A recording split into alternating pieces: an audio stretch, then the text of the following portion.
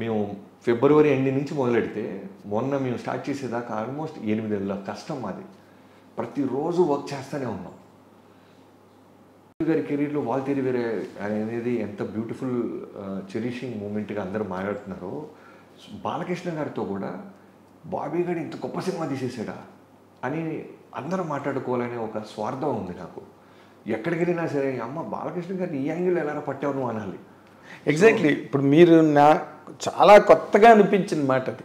ఏది మీరు ఒక ఎడ్జ్ తీసుకున్నారే, అన్స్టాపబుల్తో ఆయనకి he became a drawing rooms hero, A bedrooms hero. అంటే గదిలో కూర్చుని ఆయన ప్రోగ్రామ్ చూసుకుని సంతోషపడిపోయే కొత్త ఆడియన్స్ వచ్చేసారు ఆయన. అవును.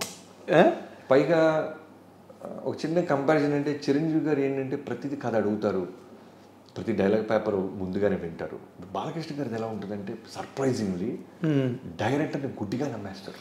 ఎస్, ఓ డైరెక్టర్ అంటే ఒక ఇంటర్వ్యూలో ఎప్పుడు చెప్పారు ఆయన ఈ మధ్య, మా నాన్నగారు లాగా అని. అది నిజం. డైరెక్టర్ ఏం చెప్తే అదే. డైరెక్టర్ మనకన్నా బాగా ఆలోచిస్తాడు కదా, డైరెక్టర్ ఎక్కువ రెస్పాన్సిబిలిటీ ఉంటుంది కదా, తను అడిగింది నేను ఇవ్వాలి కదా అనే ఒక గుడ్డి నమ్మకంతో విపరీతమైన అంటే ట్రస్ట్తో వస్తాడు. అంత ట్రస్ట్తో వచ్చినప్పుడు నాకు ఇంకా బర్డెన్ పెరిగిపోద్ది. అవును, మీరేం అడగట్లా, అవును, నేనేం చెప్తే అది చేస్తున్నారు మీరు, సో నేను అద్భుతమే చేయించాలి. ఇప్పుడు మళ్ళీ రవి గారి లాంటి హెచ్చరికే ఇక్కడ సేమ్ అంతకంటే పెద్దది, అంతకంటే చాలా పెద్దది. ఎందుకంటే రవి గారికి నేను ఇంకా పవర్ లాంటి సినిమా చేసి వచ్చా. అవును, బాలకృష్ణ గారితో ఫస్ట్ సినిమా నాకు ఫస్ట్. సో ఖచ్చితంగా ది బెస్ట్ బ్లాక్ బస్టర్ ఇవ్వాలి. ఎస్, రెవెన్యూలు ఎంత చేసినాయి ఇవన్నీ పక్కన పెడితే థియేటర్ నుంచి బయటికి వెళ్ళేవాడు బాబన్నా ఏం చూపించావన్నా మా బాలయ్య బాబుని అని అనాలి. ఎస్, అదే ఇప్పుడు నేను ఇందాకన్నమాటే అభిమానులు మీరు ఒక చిరంజీవి గారి సినిమా చేసి వచ్చిన ఒక డైరెక్టర్ని వాళ్ళు ఎవరి హీరో వాళ్ళని గొప్ప అనుకుంటారు కదా. ఇన్ జనరల్గా మనం ఎప్పటి నుంచో చూస్తున్నది అది. అలాంటిది ఒక చిరంజీవి గారికి ఒక రవితేజ గారికి వాళ్ళిద్దరికీ కలిపి ఒక సినిమాని ఒక పెద్ద బ్లాక్ బస్టర్ ఇచ్చి ఇప్పుడు బాలకృష్ణ గారి దగ్గరికి వచ్చారు అనగానే వాళ్ళు ఎక్కడ మీ దగ్గర ఆ తేడా, ఆ వ్యతిరేకత ఏమి ఫీల్ అవ్వకుండా మోర్ ఓవర్ ఎక్కువ హ్యాపీనెస్ ఫీల్ అవుతున్నారు. They are receiving you with both the hands. Bobby గారి సినిమా అన్న టైప్లోని అసలు అనౌన్స్మెంట్ ఇచ్చిన రోజు నుంచి నాకు పర్సనల్ మెసేజ్ అయ్యి ఉండొచ్చు, సోషల్ మీడియాలో నన్ను ఇన్బాక్స్లో మెసేజ్లు పెట్టవచ్చు. వాళ్ళు ఒకటే అన్న 3 బ్లాక్ బస్టర్ల తర్వాత బాలయ్య వస్తున్నారు, నీ మీద నమ్మకం ఉంది, కుమ్మవతలు దుబ్బే అన్న అని థమ్సప్లు ఫైర్ సింబల్స్ వేసి మోటివేట్ చేస్తారు నన్ను. అవునా? కదా, అదే చాలా విచిత్రంగా నేను చాలా చోట్ల చూశాను. వీరికి ఎంతో మంది అభిమానులు వచ్చారు. బాలబాబు గారి అభిమానులు కడప జిల్లా అనంతపురం నుంచి జగన్ అన్న అని ఉంటారు. అవును, ఆయన నాకు ఎన్నో ఇయర్స్ నుంచి తెలుసు. అవును, నేను చిరంజీవి గారి సినిమా చేసిన, వెంకటేష్ గారి సినిమా చేసిన, తారక్ గారితో సినిమా చేసిన, ఎప్పుడు ఆయన మెసేజ్ పెడతాం జరుగుతూ ఉంటుంది. ఓకే. సో వాళ్ళందరూ ఏంటంటే బాబన్న ఖచ్చితంగా బాగా చూపిస్తాడు మన బాలయ్య బాబుని అని నమ్మకం ఉంది వాళ్ళకి. క్యాలెండర్లు తీసుకొచ్చిస్తుంటారు, కేక్స్ పంపిస్తున్నారు. నా బర్త్డేకి మొన్న ఆగస్ట్ బర్త్డేకి నేను ఇంకా సినిమా స్టార్ట్ చేయలేదు, అప్పటికి ఎంతో మంది వచ్చి నాతో ఆ వామ్త్ లవ్ అంతా చూపిస్తూ ఉన్నారు.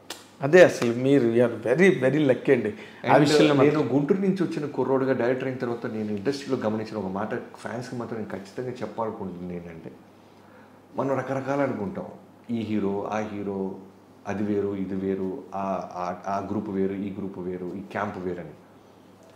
నా సినిమా పూజ రోజు బాలయ్యబాబు గారితో బర్త్డే రోజు జూన్ 10th స్టార్ట్ చేస్తే ఫోన్ చేసి చిరంజీవి గారు, తమ్ముడు all the best for Balayya Babu గారి సినిమా, వాల్తేరి వేరే కన్నా చాలా విజయవంతం అవ్వాలని మనస్ఫూర్తిగా కోరుకుంటున్నాను, అస్సలు రిలాక్స్ అవుతూ కష్టపడి తమ్ముడు అని ఫోన్ పెట్టేశారు. అలానే బాలయ్యబాబు గారితో లాస్ట్ 5 months నుంచి చాలా క్లోజ్ అసోసియేట్ అయ్యి ట్రావెల్ అవుతున్నాను. ఆయన అంతే, ఎప్పుడు టాపిక్ వచ్చినా మా బ్రదర్ చిరంజీవి గారు ఆ సినిమా బాగా చేశారు, ఆయన బాగా కష్టపడ్డారు, ఇలానే ఉంటుంది. తెలియని వాళ్ళే కొట్టుకుంటుంటారు, తెలిసిన వాళ్ళు నిజంగా నాకు ఆ ప్రేమ, ఆ ఇద్దరి పట్ల ఆ రెస్పెక్ట్ ఇచ్చుకోవటం, ఇవన్నీ ఉంటాయి. అదే ఇప్పుడు మీరు ఒక రకంగా అదృష్టవంతులు డైరెక్టర్లు అవడం వల్ల. ఎందుకంటే ఇక్కడ ఆ క్యాంపులో పనిచేసి ఈ క్యాంపు వీళ్ళ గురించి వాళ్ళు ఏమనుకుంటున్నారు, వాళ్ళ గురించి వీళ్ళు అని మీరు ప్రత్యక్షంగా చూడగలి. అక్కడ అవేం ఉండవు. విపరీతమైన మెచ్యూరిటీ లేకపోతే ఏ హీరో స్టార్ హీరో అవ్వలేడు. వాళ్ళకి ఎంతో ఆలోచన శక్తి ఉంటుంది. వాళ్ళు చిన్నగా ఆలోచించరు, చిన్న మాటలకి చిన్న చిన్న బురద వేసుకుంటాను, అక్కడ ఆగిపోరు వాళ్ళు. ఇంకా ఫ్యాన్ బేస్ ఉంటుందంటే ఒక్కొక్కడికి ఒక్కడి కష్టాన్ని ఇంకోటి అర్థం చేసుకుంటారు, ఒకరి పట్ల ఒకరికి రెస్పెక్ట్ ఉంటుంది, అవన్నీ ఉంటాయి. ఎగ్జాక్ట్లీ. ఈ మోడర్న్ ట్రెండ్స్లో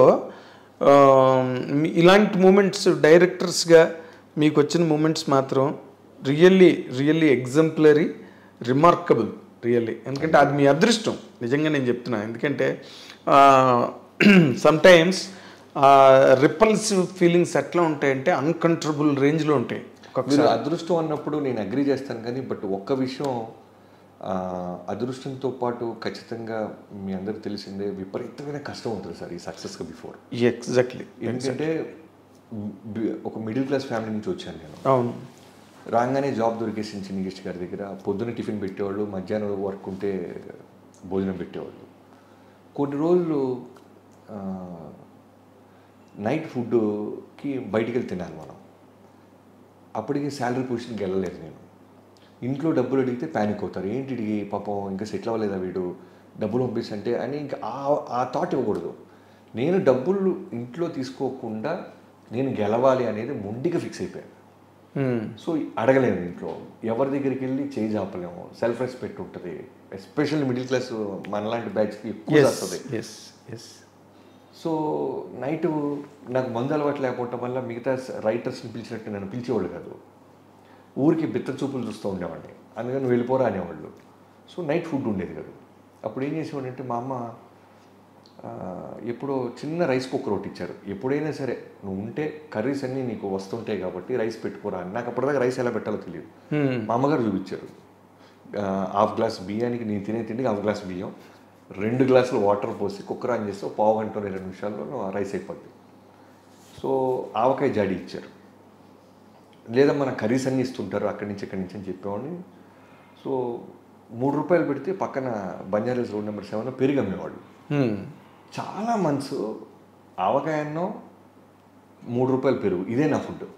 చాలా మంత్స్ ఆవకాయ అన్నం పెరుగు అన్నం వేసుకొని తినేస్తే అయిపోయేది. ఎప్పుడైనా పొరపాటు ఆ 3 రూపాయలు మిగుల్చుకోవడానికి, ఎందుకంటే ఎగ్ ఫ్రైడ్ రైస్ అంటే నాకు చాలా ఇష్టం. ఓకే.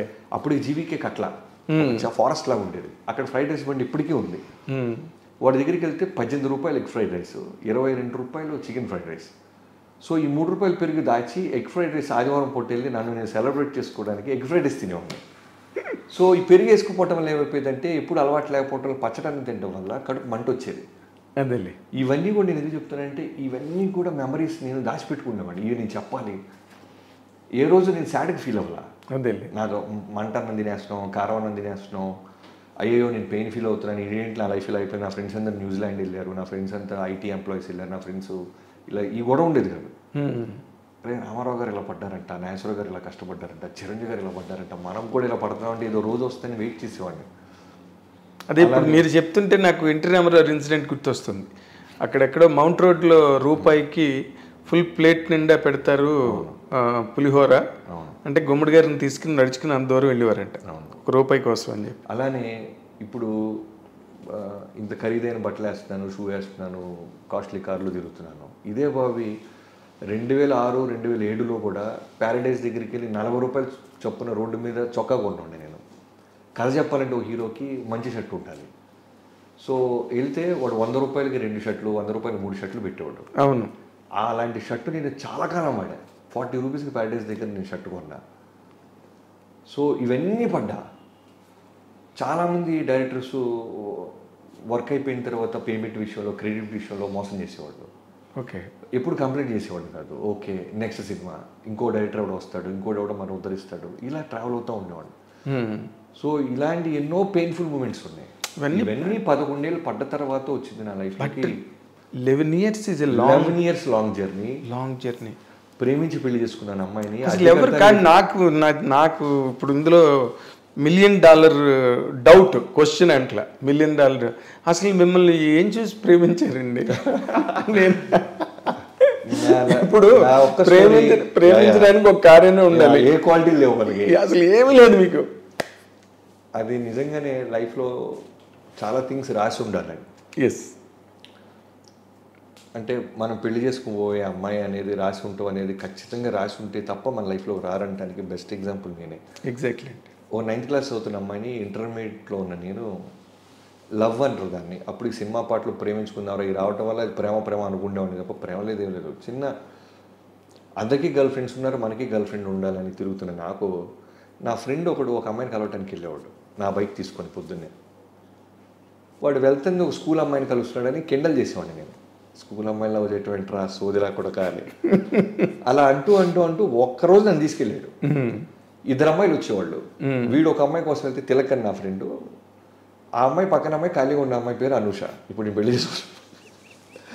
సో ఖాళీగా ఉందిగానే మాట్లాడుతూ స్టార్ట్ చేశా. పాపం తను కూడా ఏంటంటే చాలా 9th క్లాస్ అంటే చిన్నపిల్ల. వాటర్ ఉన్నాయా అంటే వాటర్ బాటిల్ ఇవ్వటం, స్కూల్ ఎన్నింటికి అయిపోద్దండి అంటే టైం చెప్తాం, ఇలా స్టార్ట్ అయింది.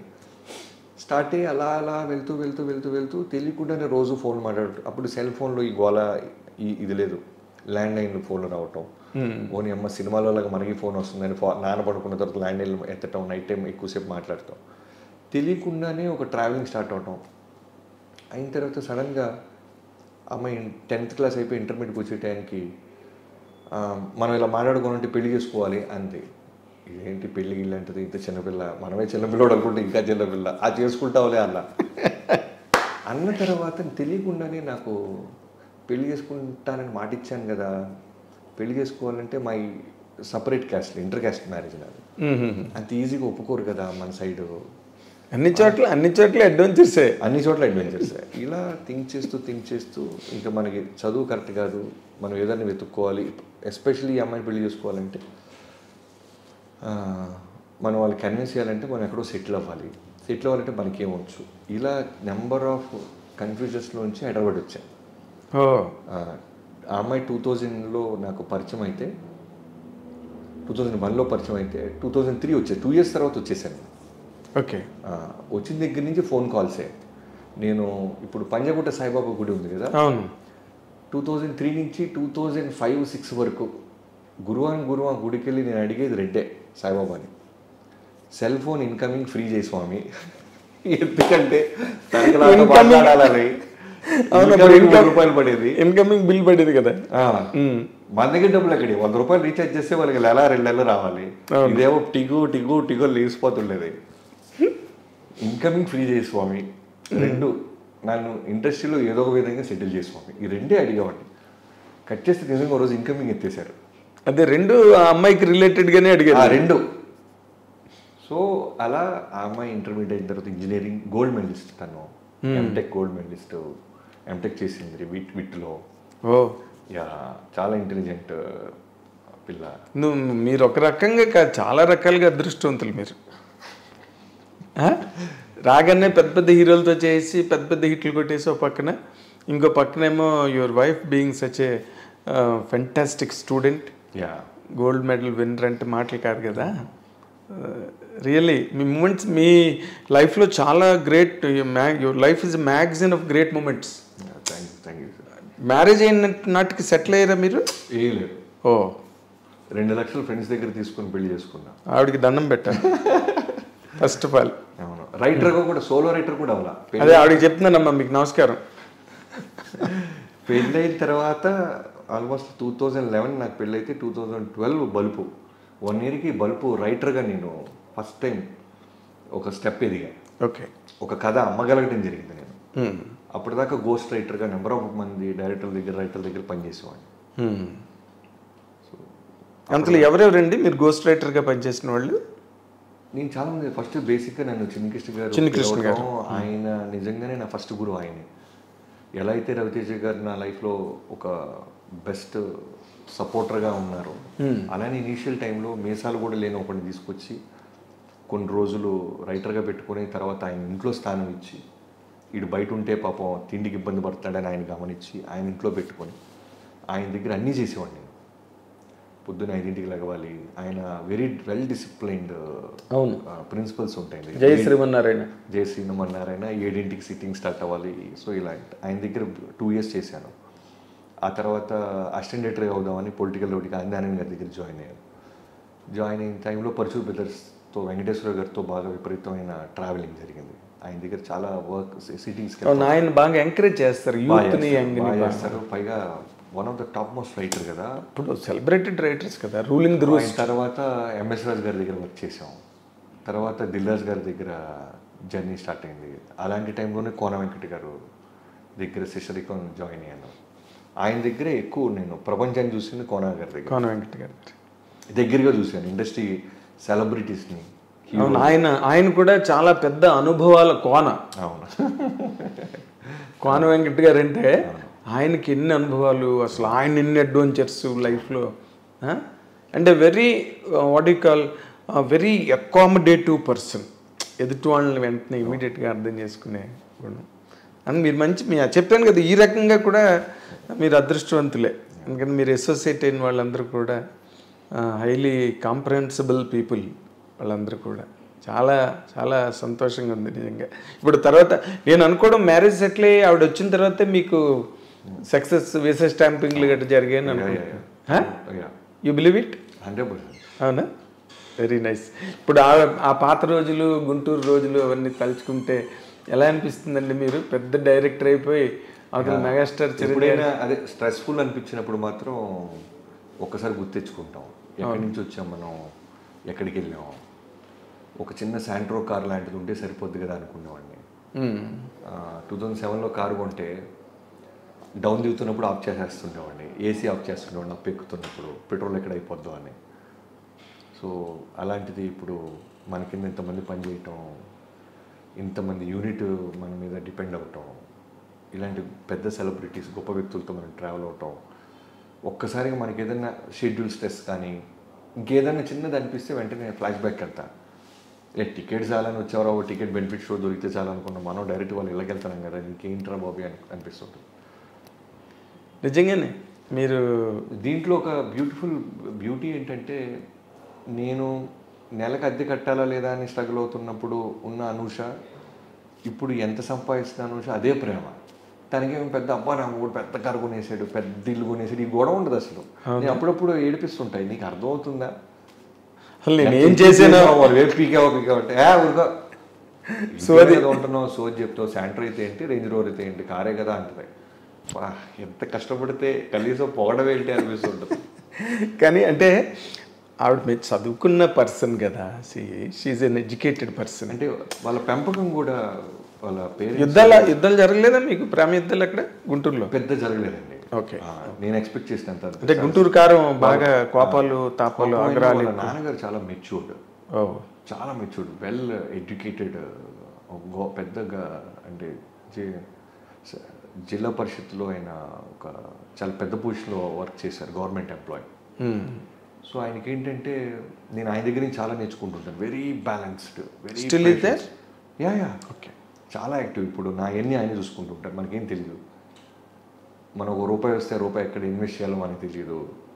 అన్నీ కూడా ఇప్పుడు మా నాన్నగారు లేరు కాబట్టి ఫాదర్ పొజిషన్ అన్నీ ఆయన, మా అత్తయ్య, మా పాపని మొత్తం ఆల్మోస్ట్ 3 ఏళ్ళు వాళ్ళే దగ్గరుండి పెంచారు. మీ ఇద్దరం పిల్లలనే. సో వాళ్ళే అనూష వాళ్ళ అమ్మమ్మ గారు ఒక ఉంటుంది, ఆమె అనూష వాళ్ళ మదర్ని పెంచింది, అనూషాని పెంచింది. నా మరదలు వచ్చి ద్రోణవల్లి హారిక అని ఇంటర్నేషనల్ చెస్ ఛాంపియన్. సో తన్ని పెంచింది, ఇప్పుడు మా పాపని తన్ని పెంచింది, ఇప్పుడు హారిక వాళ్ళ పాపని తన్ని పెంచింది. ఆమె మా తల్లి, ఆమె కూడా యాక్టివ్గానే ఉంటారు. సో నేను 24 hours సినిమాకు ఉన్నా సరే నా ఫ్యామిలీని వాళ్ళు చూసుకుంటారని ఒక ధైర్యం ఉంది నాకు. సో నీ సక్సెస్ మీ సక్సెస్లో చాలా భాగం వాళ్ళకి చెందుతుంది కదా. ఎందుకంటే వాళ్ళు వెనకతలు షాక్ అబ్జర్వర్స్ లాగా అలా ఉండడం వల్ల you don't feel any shock. అదే నేను ఎప్పుడు ఏది నమ్ముతానంటే, ఒకటి అచీవ్మెంట్లో వాడు ఒక్కడిది కాదు, ఎంతోమంది రైటర్స్ దగ్గర నుంచి, యూనిట్ సభ్యుల దగ్గర నుంచి, పొద్దున్నే మనం తీసుకెళ్ళే కార్ డ్రైవర్ దగ్గర నుంచి, ఎవ్రీబడి. అలానే ఇప్పుడు నా వైఫ్, నా ఫ్యామిలీ, మా అమ్మ నాన్న, అలానే మా అక్క బావ నాకు ఎంతో ఇనీషియల్గా మోతీనగర్ వాళ్ళు షిఫ్ట్ అయిపోయిన తర్వాత వాళ్ళ ఇంట్లోనే ఉండేవాడిని. మా బావ నేను డబ్బులు తీసుకొని అని చెప్పి నాకు కనపడేలాగా మెల్లగా ఫ్రిడ్జ్ మీద అలా పెట్టేసి నీదే చేంజ్ ఇక్కడ ఉండిపోయింది అని చెప్తా ఉండేవాడు. సో అలాంటి మూమెంట్స్ ఉన్నాయి. నాది కాదు బాబా, నేను లేదు నాది కాదు, ఇది నీదే, నిన్న ఎప్పుడు పెట్టినట్టున్నావు బాబీ అని వెళ్ళిపోతుండేవాడు, నాకు ఉన్నాయో లేదో అని. అలానే నాకు స్నేహితుడు అజయ్ అని ఒక ఫ్రెండ్ ఉండేవాడు. వాడు మన 12th ఫెయిల్డ్ అనే సినిమా చూస్తుంటే చాలా సీన్లకి నేను ఎమోషన్ అయిపోయి ఏడుస్తున్నాను. ఇలానే కదా మనం స్ట్రగుల్ అయ్యాం, తినడానికి ఉండటానికి ఏమీ లేక, ఎవరైనా భోజనానికి పిలిస్తే బాగుండు అని ఎదురు చూసిన రోజులు ఎన్నో ఉన్నాయి కదా మనల్ని. దాంట్లో ఒక బ్యూటిఫుల్ ఫ్రెండ్ క్యారెక్టర్ ఉంటుంది 12th ఫెయిల్డ్లో. అలానే నాకు అజయ్ అని ఒక ఫ్రెండ్ ఉండేవాడు. చెన్నైలో అప్పుడు డివిడీలు కల్చరు, అప్పటికి నెట్ఫ్లిక్స్లు, ఓటీటీలు, ఏమీ లేవు. ల్యాప్టాప్లు లేవు. సినిమాని డివిడీ ప్లేయర్లో పెట్టుకొని చూడాలి. సో చెన్నై తీసుకెళ్ళేవాడు అప్పట్లోనే 7,800కి 2 సంచుల డివిడీలు కొనిపెట్టాడు. బావా ఇది సరిపోతే ఇంకా కొందామా అంటున్నాడు. అంటే ఆల్మోస్ట్ నాకు 100 కోట్ల రూపాయలు ఇచ్చినట్టు. అన్ని Hollywood, Korean films, Tamil films 2 కవర్ల నిండా వేసి బస్ ఎక్కించి వచ్చాం. ప్రతి సినిమా చూసేవాడిని. బా సో అలాంటి ఫ్రెండ్స్. వాసు అని నేను ఇనిషియల్గా హైదరాబాద్ వచ్చినప్పుడు చిన్న గదిలో ఉండేవాడు వాడు. చిన్నకృష్ణ గారి దగ్గర జాయింట్ అవటానికి ముందు ఇదే గది, ఇదే వంటగది, ఇదే బాత్రూము, ఇదే ఇక్కడే పడుకోవాలి. ఈ గదిలో 2 నెలలు ఉంటా. ఈ 2 నెలలు నాకు సపోర్ట్ చేసిన వాసు. ఇలా ఎంతోమంది పేర్లు మర్చిపోవచ్చు, కానీ ఎంతోమంది ఉంటారు ఒకటి సక్సెస్ వెనకాల.